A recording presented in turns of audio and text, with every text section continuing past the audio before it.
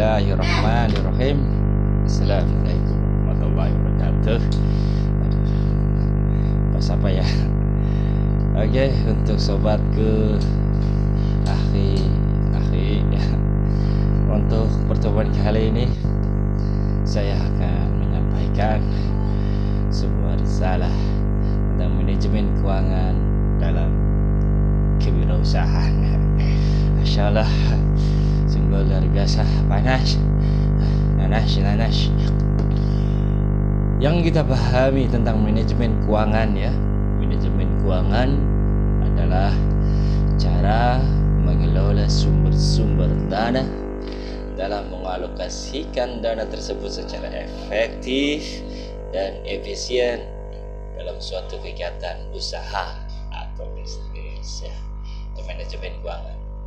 Adapun tujuan manajemen keuangan tentu tidak lain adalah untuk memaksimalkan keuntungan melalui perencanaan dan pengelolaan keuangan secara sistemik. Ya, begitu. Tentunya tujuan manajemen keuangan itu supaya terkelola dengan baik keuangan itu.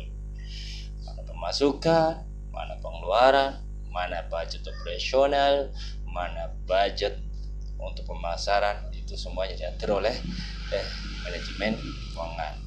Keuntungan dari manajemen keuangan. Keuntungan merupakan nilai lebih yang diperoleh melalui operasi usaha, baik dalam bentuk material maupun non material. Nilai lebih material seperti knowledge, yaitu pengetahuan, skill, kemampuan, experience, pengalaman dan lain-lain. Nilai lebih material seperti uang, aset, dan ada penambahan modal ya. Manajemen keuangan wirausaha adalah manajemen keuangan yang dijalankan oleh para pelaku usaha mikro dan kecil untuk mengelola keuangan. Manajemen keuangan wirausaha harus lebih simple, mudah dimengerti, mudah dibaca, mudah kita mengatur, sederhana dan aplikatif, namun tetap dalam ketentuan yang standar dan lazim. Manajemen keuangan wirausaha perlu mempertimbangkan karakternya yang memiliki kecepatan perputaran dan jenis usaha yang relatif sederhana. Sekarang di era milenial tentunya banyak aplikasi di Google Store itu kita bisa aplikasikan untuk mengatur manajemen keuangan atau mengatur cash flow ya kan, atau mengatur barang masuk barang keluar. Kalau dalam manajemen pemasaran ada namanya FIFO dan LIFO, itu juga perlu ya. FIFO first in first out, LIFO itu adalah last in first out. Itu barang masuk keluar juga, barang pertama masuk keluar juga pertama keluar. Begitu juga dengan LIFO, barang terakhir masuk tapi karena sangat dibutuhkan dia lebih dulu keluar. Setiap transaksi dalam kegiatan usaha haruslah dicatat dan disusun dengan baik. Yang kita pahami adalah ada namanya jurnal harian ya kan.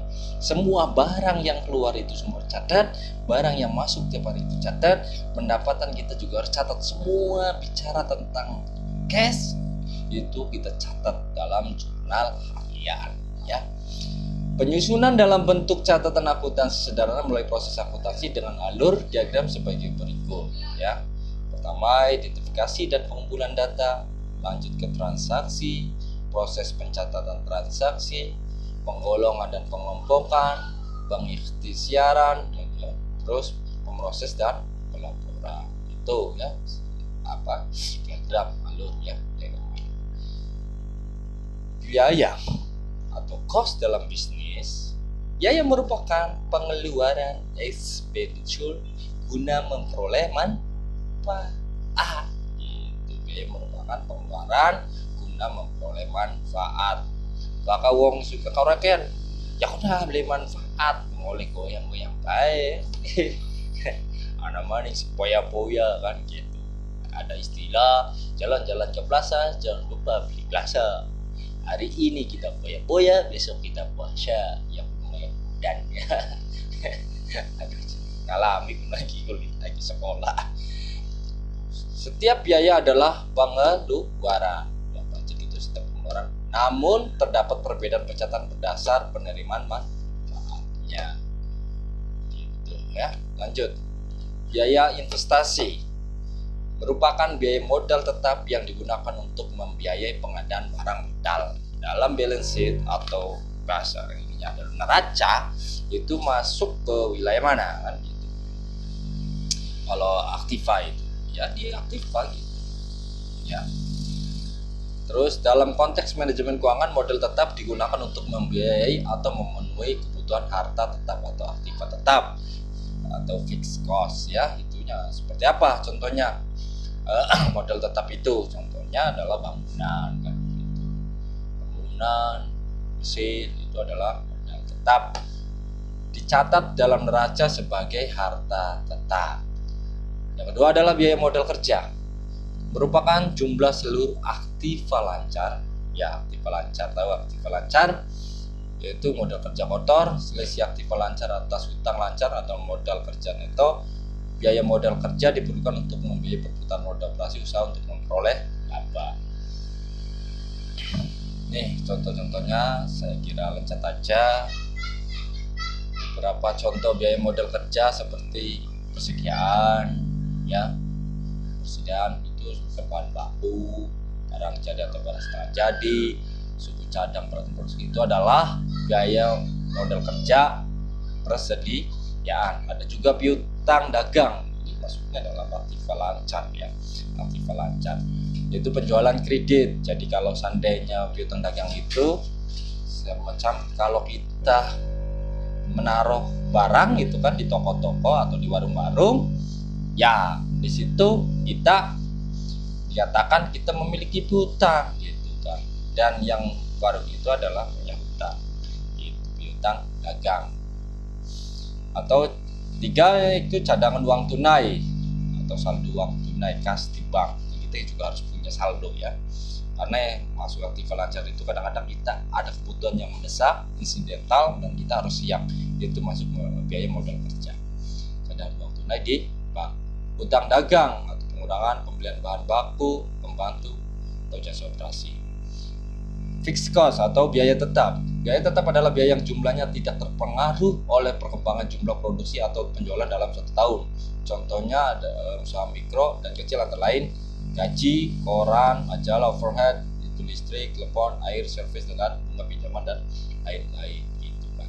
Kalau gaji kan kita mengikuti UMK ya, upah minimum kabupaten. Tapi kalau kita mampu banyak sih yang tidak UMK itu juga jadi masalah ya. Tapi kemampuannya segitu sebenarnya. Terus ada biaya variabel ya. Biaya variabel adalah biaya besar, kecil, selaras dengan perkembangan produksi atau penjualan setiap tahun, satu tahun waktu. Contoh dalam usaha mikro ada kecil antara lain upah tenaga, tenaga tidak tetap, BBM dan lain-lain. Ya, biasanya fee ya. Upah itu adalah fee, kalau salary itu adalah gaji. Kalau gaji sudah ditentukan, kalau fee itu adalah biasanya dia bekerja dia akan mendapatkan fee atau upah gitu ya. Nah, ada juga dana modal sendiri berasal dari pemkarsa, pemikroya, investor lain maupun penyertaan dari modal venture. Pinjaman dari pihak ketiga. Ketiga itu contohnya siapa? Ya bisa juga lembaga keuangan itu bank, non bank atau supplier. Pinjaman yang diberikan akan menimbulkan beban bunga. Ya sekarang kan banyak dapat SMS dengan mudah sekali. Awas hati-hati dari sini KTP kita kadang-kadang kita dicatut untuk menjadi borok dari utang itu yang harus dicatat untuk saat ini ya, bahaya sekali. Nah ini sumber dana itu ada modal sendiri. Modal sendiri adalah pemilik tunggal bisnis, bebas menentukan jalan usaha. Inilah keuntungannya, memiliki tunggal bisnis, bebas menentukan jalan usaha, terbebas dari beban pembiayaan ya. Disiplin atas penggunaan dana harus ada karena tidak ada tekanan pengembalian dari pihak luar. Ini modal sendiri. Ada juga modal kerjasama, melibatkan pihak lain.